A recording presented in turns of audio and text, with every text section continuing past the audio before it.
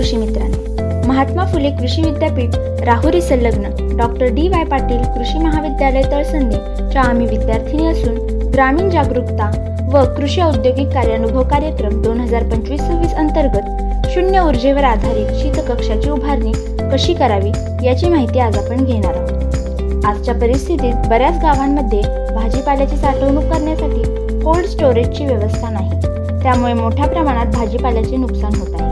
काढणीनंतर फळांमध्ये व भाज्यांमध्ये काही जैविक व रासायनिक बदल होत असतात, पण हेच जर आपण योग्य तापमानात साठवल्यास या क्रियांचा वेग मंदावतो। असे वातावरण तयार करण्यासाठी शीतकक्षाची उभारणी करणे गरजेचे आहे। शीतकक्षाची उभारणी करणे महागडे असून सर्वसामान्य शेतकऱ्यांना परवडणारे नाही। त्यासाठी शून्य ऊर्जेवर आधारित शीतकक्षाची उभारणी करणे फायद्याचे ठरते। शीतकक्ष उभारणीसाठी लागणारे साहित्य आपण बघूया।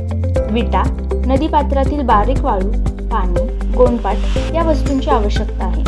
तर चला बघूया शीतकक्षाची उभारणी। सर्वप्रथम सर्व विटा पाण्याने भिजवून घ्याव्या। त्यानंतर जमिनीवर 162 सेंटीमीटर लांबी व 115 सेंटीमीटर रुंदी अशी मापे घ्यावी। त्यानंतर विटांचा बेस तयार करून घ्यावा। त्यानंतर शीतकक्षाच्या बाहेरील भिंतीचे विटांचे थर देऊन विटा रचतेवेळी या विटा झिगझॅग पद्धतीने रचाव्या, जेणेकरून भिंत पडणार नाही।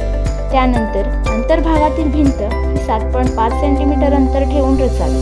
तयार झालेल्या भिंतीमध्ये बारीक वाळू भरून वाळू भरल्यानंतर पाणी शिंपडून वाळू ओली करावी। अशा प्रकारे रोज सकाळी व संध्याकाळी पाणी शिंपडावे, त्यामुळे कक्षात योग्य तापमान राहील। या कक्षात ट्रे ठेवावा व तो प्लास्टिकने झाकून घ्यावा व त्यानंतर शीतकक्ष गोणपाटाने झाकून घ्यावा। अशा प्रकारे शून्य ऊर्जेवर आधारित शीतकक्ष तयार झाले आहे। धन्यवाद।